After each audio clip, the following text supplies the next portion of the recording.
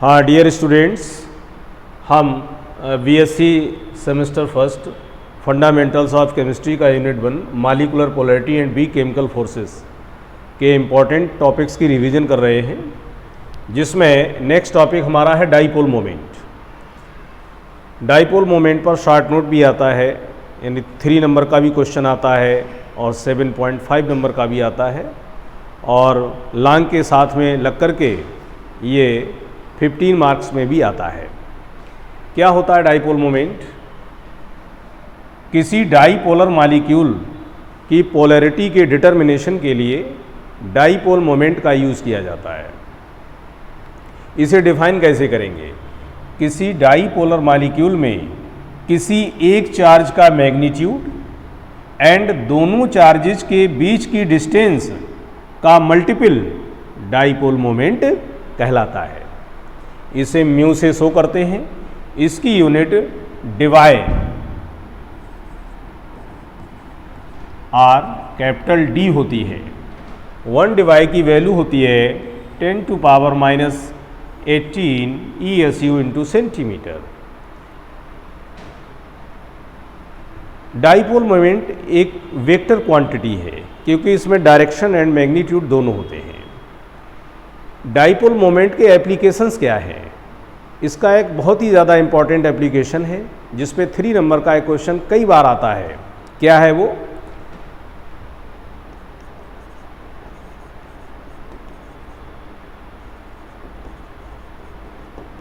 In determination of percentage ionic character.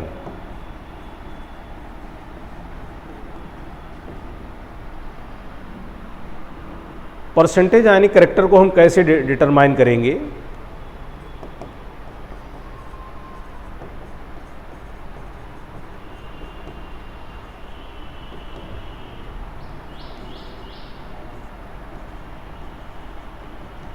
Mu observed upon mu calculated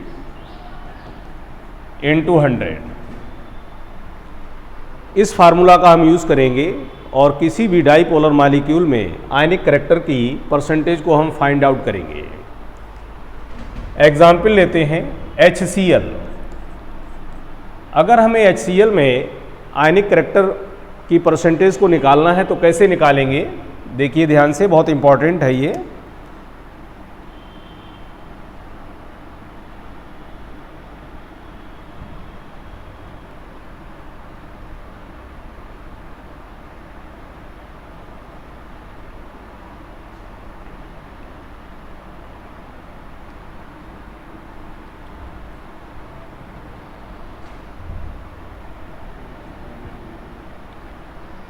HCl में हमें आयनिक character की percentage को निकालना है।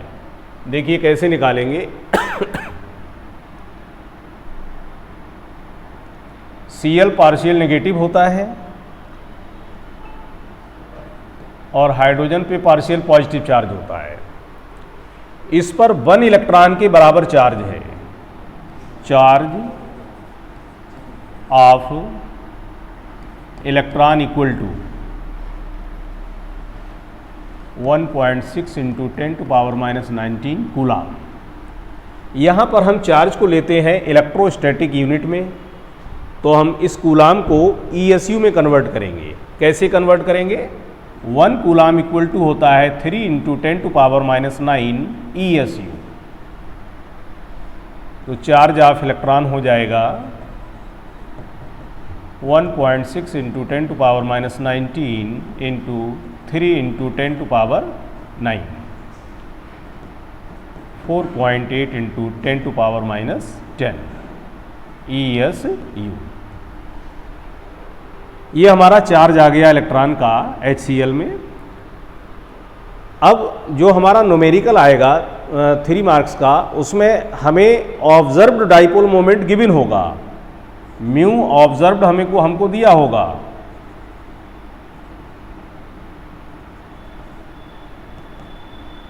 - 1.03 डिवाई होता है, और हमें इंटरन्यूक्लियर डिस्टेंस भी दे रखी होगी D 1.26 एंगस्ट्रॉम। तो हम क्या काम करेंगे, इस डिस्टेंस को सेंटीमीटर में चेंज करेंगे। तो d इक्वल टू हो जाएगा 1.26 इंटू 10⁻⁸ सेंटीमीटर। अब म्यू कैलकुलेटेड हम फाइंड आउट कर लेंगे। Mu calculated is equal to mu observed कितना है भाई, हमें दिया हुआ है 1.03, और सॉरी पहले हम म्यू कैलकुलेटेड निकालेंगे। Mu calculated equal to formula है Q into D.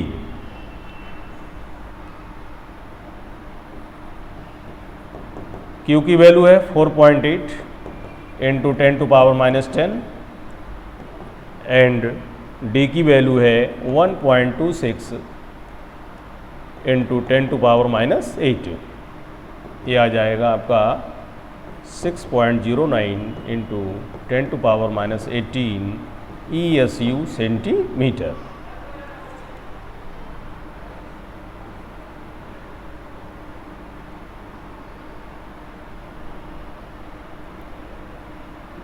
Mu calculated equal to 1 divide equal to होता है 10⁻18 ESU सेंटीमीटर, तो इसे हम लिख सकते हैं 6.09 डिवाइड। अब हम परसेंटेज आयनिक करैक्टर को निकाल लेंगे, इस फार्मूला में वैल्यू पुट कर देंगे। म्यू ऑब्जर्व्ड हमारा कितना है, गिवन है हमें 1.03।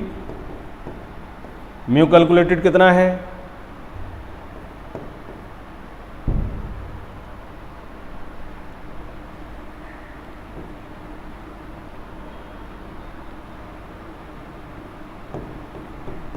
(6.05) डिवाइड इंटू 100। इसको सॉल्व करेंगे, लगभग 17% आएगा।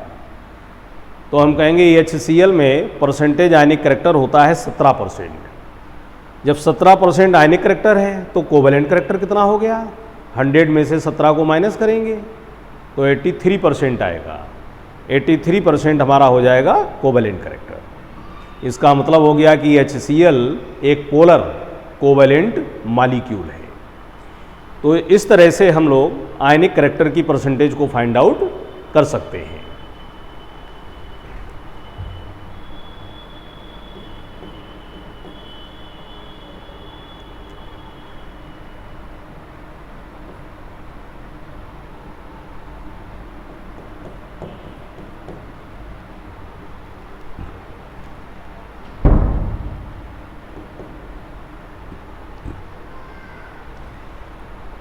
ये इसका पहला एप्लीकेशन हो गया डाइपोल मोमेंट का परसेंटेज आयनिक करैक्टर के डिटर्मिनेशन में।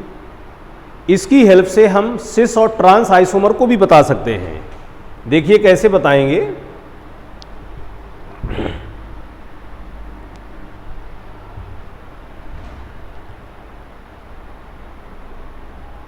एक एग्जाम्पल लेते हैं सिस एंड ट्रांस का।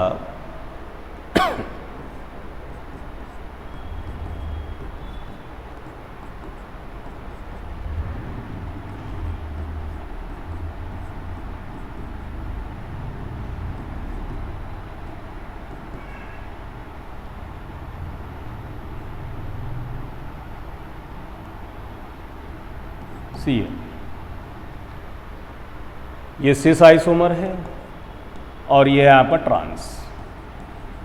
सिस और ट्रांस की क्या पहचान होती है, जब डबल बॉन्डेड कार्बन के एक और एक जैसे ग्रुप लगे हों, एटम आर ग्रुप लगे हों तो उसे सिस आइसोमर बोलते हैं, और same atom or group opposite हों तो उसे ट्रांस बोलते हैं। ट्रांस आइसोमर के लिए डाइपोल मोमेंट की वैल्यू हमेशा 0 आती है। क्यों आएगी 0 भाई, क्योंकि इसमें एक तरफ का बॉन्ड मोमेंट दूसरी तरफ के बॉन्ड मोमेंट को कैंसिल आउट कर देता है। जब ये कैंसिल कर देगा तो जितना इलेक्ट्रॉन ये अपनी ओर खींच रहा है उतना ये खींच रहा है, दोनों तरफ बराबर बराबर खींच रहे हैं तो इलेक्ट्रॉन किसी भी डायरेक्शन में नहीं जाएंगे। तो क्या होगा, कोई चार्ज उत्पन्न नहीं होगा। जब Q की वैल्यू 0 तो म्यू की वैल्यू भी 0 होगी। लेकिन सिस आइसोमर में आती है एक निश्चित वैल्यू। तो अगर हमें सिस और ट्रांस आइसोमर को आइडेंटिफाई करना है डाइपोल मोमेंट के बेस पर, तो हम डाइपोल मोमेंट को फाइंड आउट करेंगे। जिसके लिए म्यू की वैल्यू 0 आ जाए वो ट्रांस आइसोमर होगा, और जिसके लिए म्यू की एक निश्चित वैल्यू आ जाए वो सिस आइसोमर होगा। इसी तरह से हम ortho, Meta and para derivative को भी आइडेंटिफाई कर सकते हैं। देखिए एग्जाम्पल लेते हैं डाई नाइट्रोबेंजीन का।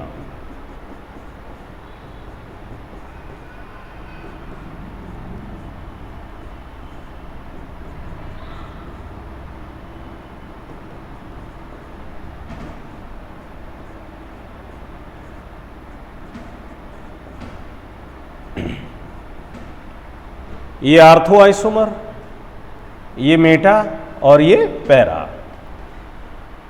अब हमें इसका मॉलिक्यूलर फार्मूला होता है ये। हम आपसे कहें कि भाई बताइए आप इसमें कौन सा आइसोमर है, कौन सा मेटा है, कौन सा आर्थो आइसोमर है, कौन सा मेटा है, कौन सा पैरा है, तो आप इनका डाइपोल मोमेंट निकालेंगे। जिसका डाइपोल मोमेंट वैल्यू 0 आ जाए वो आपका होगा पैरा आइसोमर, क्योंकि इसमें सेम इलेक्ट्रॉनिक इफेक्ट वाले ग्रुप एक दूसरे के अपोजिट हैं।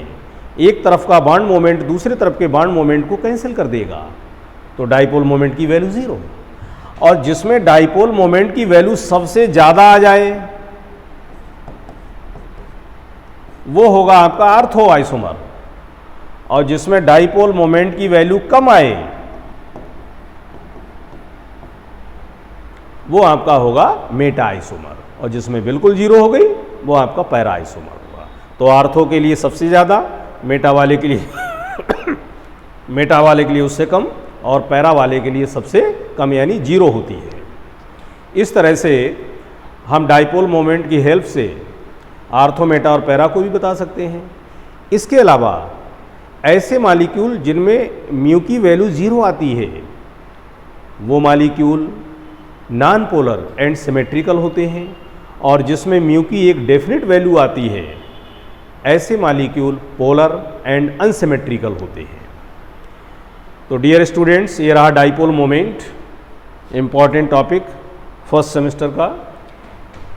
नेक्स्ट एक्सप्लेन करते हैं रिजोनेंस को।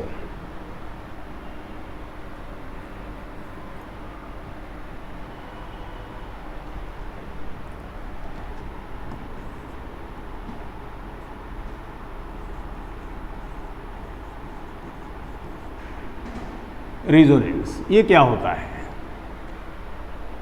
एक एग्जाम्पल की हेल्प से क्लियर हो जाएगा।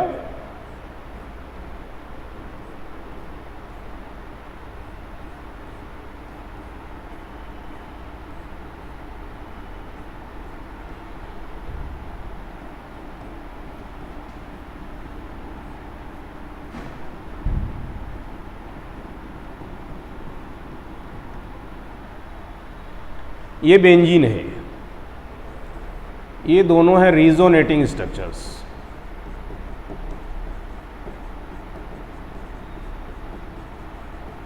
और ये आपका होता है रिजोनेंस हाइब्रिड।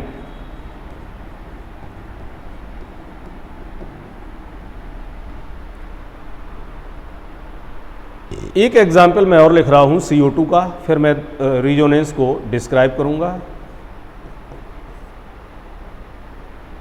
देखिए CO2 की हम लोग रिजोनेटिंग स्ट्रक्चर कैसे बनाते हैं।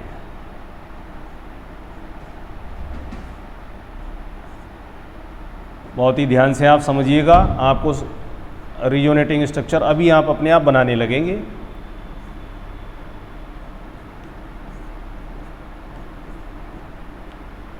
CO2 में सबसे पहले हम क्या काम करेंगे, फर्स्ट रिजोनेटिंग स्ट्रक्चर में कार्बन के दोनों तरफ 2 ऑक्सीजन लगा देंगे डबल बॉन्ड से। फिर क्या काम करेंगे, एक तरफ सिंगल बॉन्ड से, एक तरफ ट्रिपल बॉन्ड से। जो सिंगल बॉन्ड से लगा हुआ है उस पर नेगेटिव लगाएंगे, और जो ट्रिपल बॉन्ड से लगा हुआ है उस पर पॉजिटिव चार्ज लगा देंगे। और थर्ड वाले में इसी का उल्टा कर देंगे, जो इधर बनाया उसको इधर बना दीजिए, जो लेफ्ट में बनाया उसको राइट में बना दीजिए।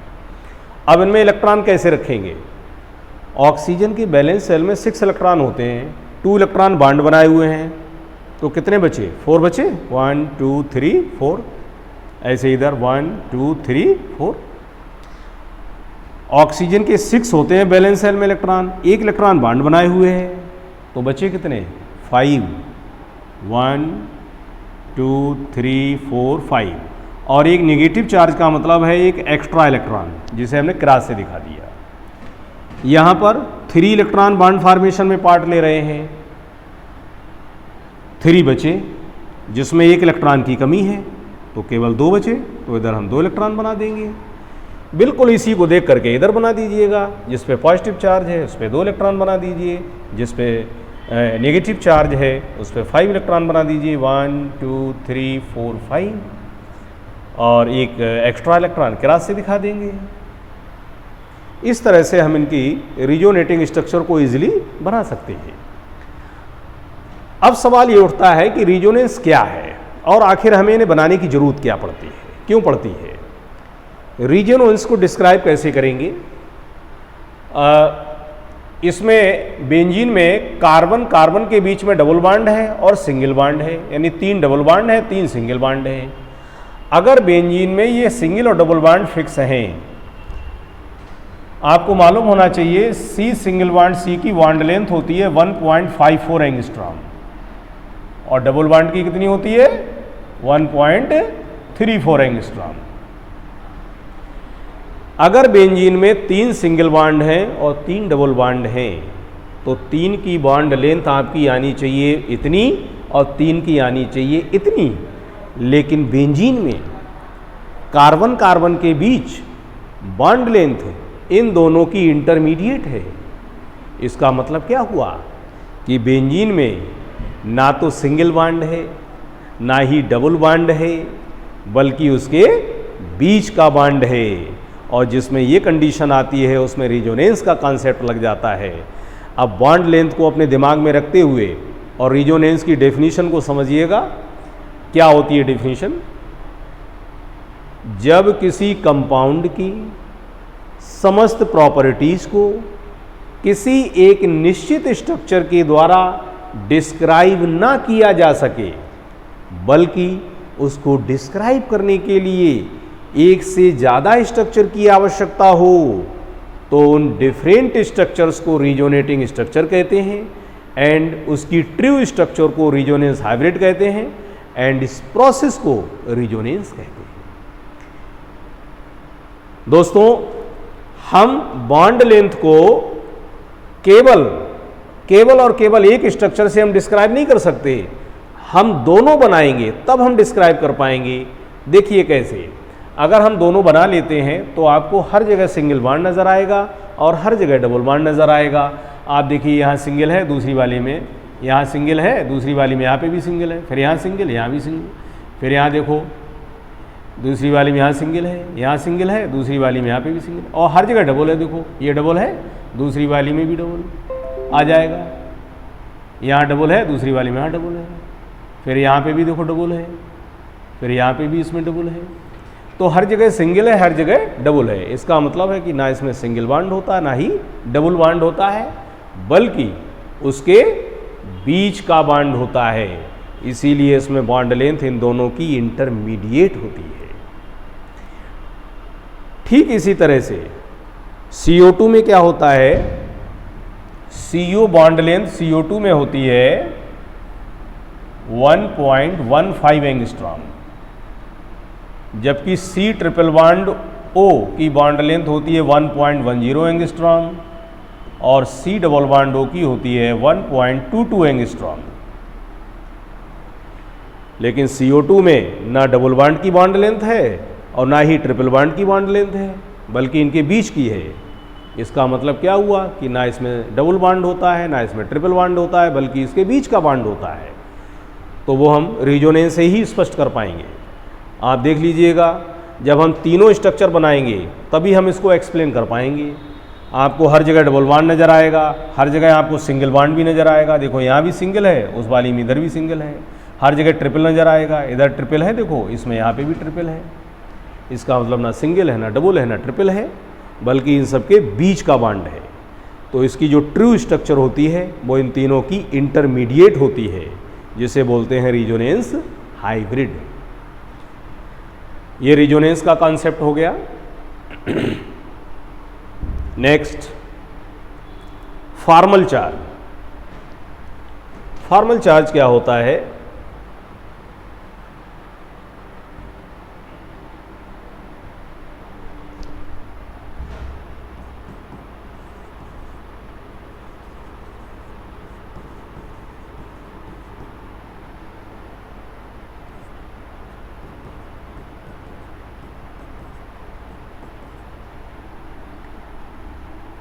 फॉर्मल चार्ज को फाइंड आउट करने का एक फार्मूला होता है V minus N minus B upon two, where V equal to number of valence electron, N equal to non bonding electron,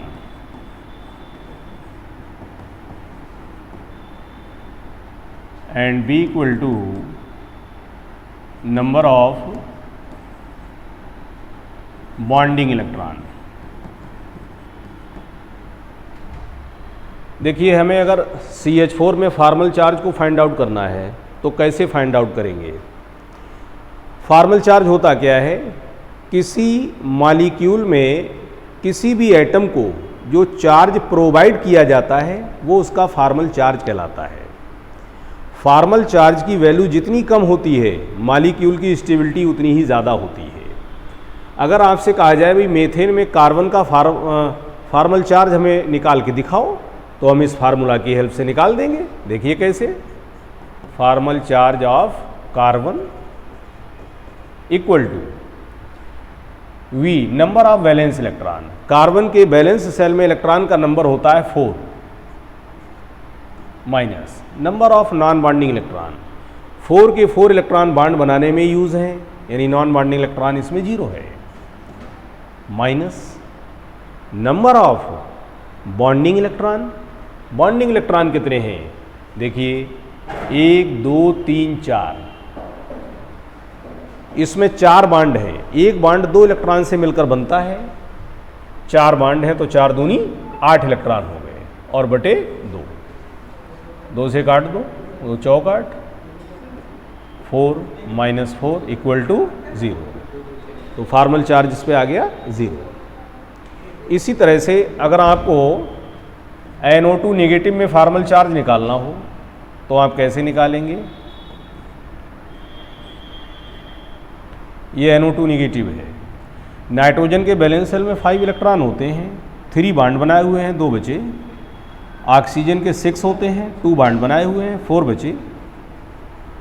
इधर भी एक बॉन्ड बनाए हुए हैं, 5 बचे, 1 2 3 4 5, एक एक्स्ट्रा इलेक्ट्रॉन बना दिया। अब आप किसी का भी फॉर्मल चार्ज निकाल लो, आप चाहे तो नाइट्रोजन का निकाल लो।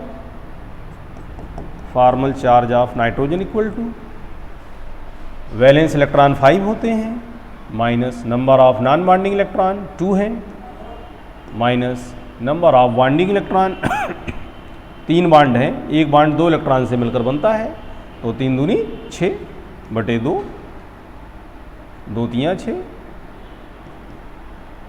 5 माइनस 3 और -2 -5 और 0 आ गया। देखो इस पर कोई चार्ज नहीं है। अगर आपको इस नेगेटिव ऑक्सीजन का फॉर्मल चार्ज निकालना है, formal charge of O negative का,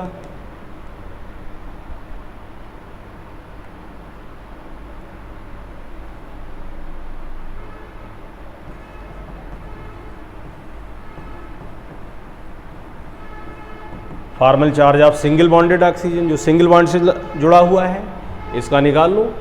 वैलेंस इलेक्ट्रॉन ऑक्सीजन में 6 होते हैं, minus number of non bonding electron 1 2 3 4 5 6, minus number of bonding electron, एक बॉन्ड बना हुआ है, 2 बॉन्डिंग इलेक्ट्रॉन हो गए, अपॉन 2, 6 में से 6 गया 0 और -1। देखिए इस पे -1 का है। इसी तरह से इस ऑक्सीजन का निकालोगे 0 आ जाएगा। तो फॉर्मल चार्ज आप किसी भी मॉलिक्यूल में किसी भी एटम का निकाल सकते हो। अब आपको ये मालूम होना चाहिए कि फॉर्मल चार्ज की वैल्यू किसी भी मॉलिक्यूल में जीरो हो, मिनिमम हो, वो उसकी स्टेबिलिटी को शो करता है।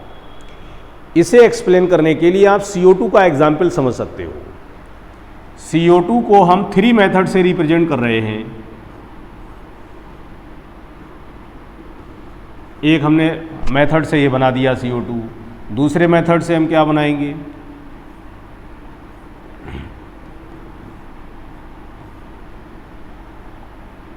दूसरे मेथड से हमने ऐसे CO2 बना दिया, और तीसरे मेथड से CO2 को हमने ऐसे बना दिया। ठीक है। अब आपसे कहा जाए कि इसमें CO2 की कौन सी लुईस स्ट्रक्चर मोस्ट स्टेबल है, तो आप कहेंगे CO2 की वह लुईस स्ट्रक्चर मोस्ट स्टेबल होगी जिसमें प्रत्येक एटम पर फॉर्मल चार्ज जीरो हो और टोटल मॉलिक्यूल पे भी फॉर्मल चार्ज जीरो हो। इस पे आप देखिएगा, इन एटम्स पे तो फॉर्मल चार्ज है लेकिन टोटल फॉर्मल चार्ज जीरो होगा क्योंकि +2 -2। इसमें एटम्स पर फॉर्मल चार्ज है 2 पे, लेकिन टोटल फॉर्मल चार्ज जीरो हो जाएगा, +1 और -1। लेकिन इसको अगर आप देखते हैं तो इस पे किसी भी एटम पर कोई चार्ज नहीं है, तो प्रत्येक एटम का फॉर्मल चार्ज जीरो और टोटल मॉलिक्यूल का भी फॉर्मल चार्ज जीरो। तो हम कहेंगे कि CO2 की ये वाली स्ट्रक्चर मोर करेक्ट है, ज़्यादा सही है, ज़्यादा स्टेबल है। तो ये रहा फॉर्मल चार्ज का टॉपिक। नेक्स्ट,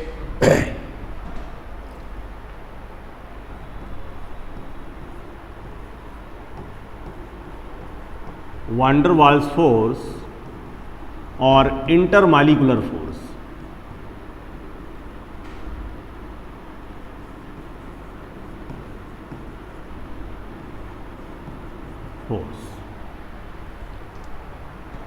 ये भी एक इम्पॉर्टेंट टॉपिक है, इससे रिलेटेड भी क्वेश्चंस आते हैं।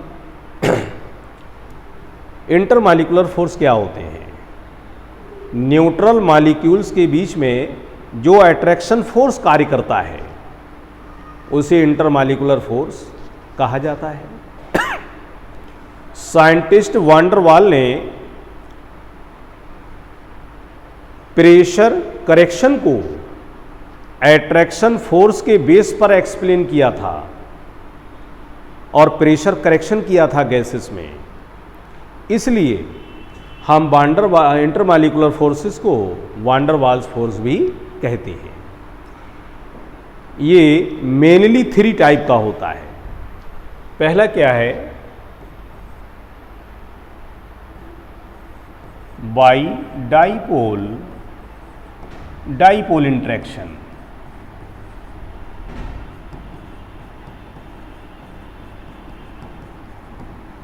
ये क्या होता है भाई? न्यूट्रल मॉलिक्यूल्स, पोलर मॉलिक्यूल्स जो होते हैं डाइपोलर नेचर के होते हैं, न्यूट्रल होते हैं, लेकिन उनमें जो डाइपोलर की प्रॉपर्टी होती है उसकी वजह से आपस में इलेक्ट्रोस्टैटिक अट्रैक्शन फोर्स काम करता है, जिसे इलेक्ट्रो इंटरेक्शन कहते हैं। किस तरीके से काम करता है? देखिए, जैसे एक डाइपोल ये है, एक minus charge plus charge dipolar हो गया, और ये दूसरा डाइपोलर है प्लस माइनस। अब इनके बीच में जो इलेक्ट्रो इंटरेक्शन काम कर रहा है, जो इलेक्ट्रोस्टैटिक अट्रैक्शन फोर्स काम कर रहा है, जैसे NH3 में, SO2 में, HF में, तो इसे हम लोग बोलेंगे डाइपोल इंटरेक्शन। तो इस इंटरेक्शन की वजह से जो इंटरमॉलिक्यूलर फोर्स उत्पन्न होता है इसे हम कीसम फोर्स भी कहते हैं। कीसम फोर्स। तो एक तो अट्रैक्शन फोर्स इस तरीके से उत्पन्न हो गया, दूसरा इंटरमॉलिक्यूलर अट्रैक्शन फोर्स कैसे उत्पन्न होगा? By dipole, induced dipole interaction.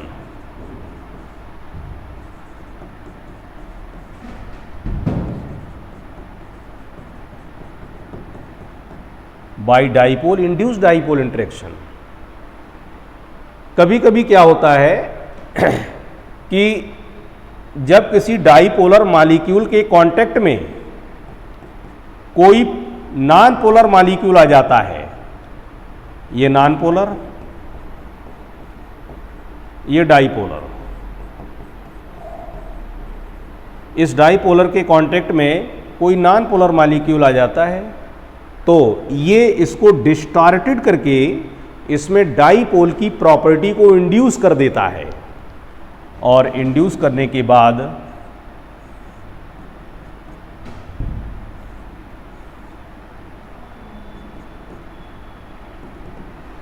ये तो आपका परमानेंट डाईपोलर है और ये है इंड्यूस्ड डाईपोल।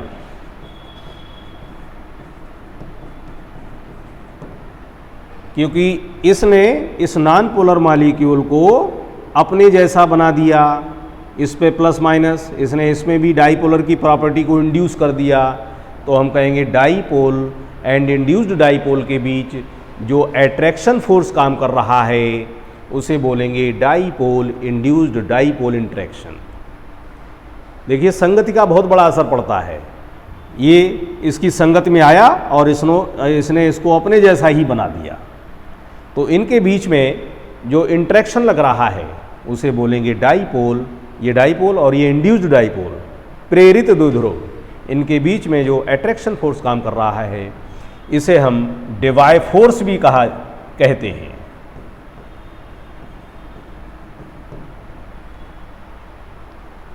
तीसरा आता है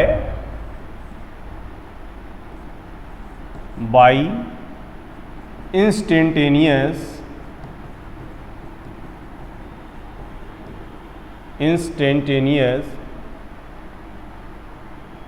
dipole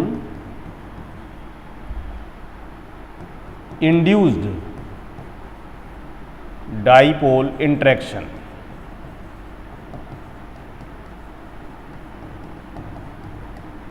by instantaneous dipole induced dipole interaction. ये क्या होता है?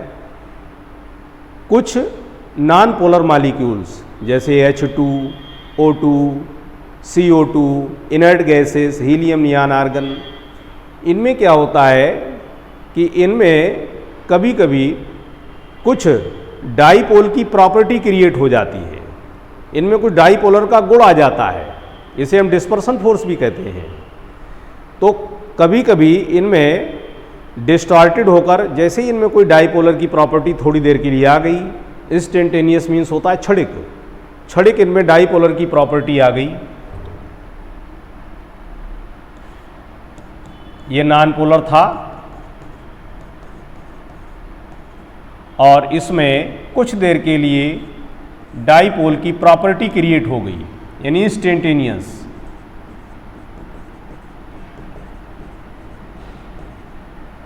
तात्कालिक, तात्क्षणिक, थोड़ी देर के लिए, इसे बोलेंगे इंस्टेंटेनियस डाईपोल। अब इसके कांटेक्ट में अगर कोई नॉन पोलर मॉलिक्यूल आ गया, इसके कांटेक्ट में अगर कोई नॉन पोलर मॉलिक्यूल आ गया तो ये क्या काम करेगा कि इसमें ये इसको डिस्टॉर्टेड करके इसमें डाईपोल की प्रॉपर्टी इंड्यूस कर देगा और ये हमें प्राप्त होगा इस तरीके से। और इनके बीच में जो इंटरेक्शन लगेगा तो ये तो आपका हो गया इंस्टेंटेनियस डाईपोल, इसमें थोड़ी देर के लिए डाईपोल का गुण आया, इसने किसी नॉन पोलर मॉलिक्यूल को डिस्टॉर्टेड करके उसमें भी डाईपोल की प्रॉपर्टी को इंड्यूस कर दिया। तो इस तरह से instantaneous dipole and induced dipole के बीच में जो इंटरेक्शन काम करता है उसे बोलते हैं instantaneous dipole induced dipole interaction. और ये बहुत ही वीक होता है, इसे लंदन फोर्स भी कहा जाता है।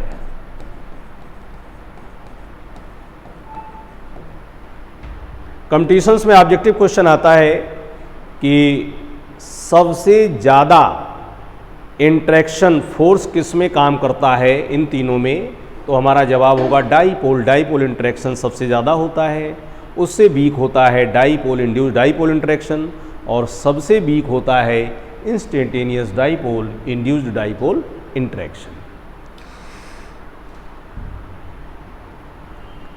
इस तरह से हम वान डर वाल्स फोर्स एंड और इंटरमॉलिक्यूलर फोर्स को एक्सप्लेन कर सकते हैं, एग्ज़ाम में लिख सकते हैं। मैंने आपको इसको इम्पॉर्टेंट इसकी बातों को डिटेल में समझा दिया और अब आप इसको ध्यान से समझेंगे, पढ़ेंगे, बहुत जल्दी आपको लर्न हो जाएगा। तो डियर स्टूडेंट्स, आज मैंने आपको ये कुछ टॉपिक बताए, रेजोनेंस, फॉर्मल चार्ज, वान डर वाल्स फोर्स, डाइपोल मोमेंट, और इसके अलावा ये अभी मैंने यूनिट 1 के ही टॉपिक बताए हैं और इसके आगे के भी यूनिट्स के मोस्ट इम्पॉर्टेंट टॉपिक्स की हम आपको रिवीजन कराएंगे। आज इतना ही। Thank you.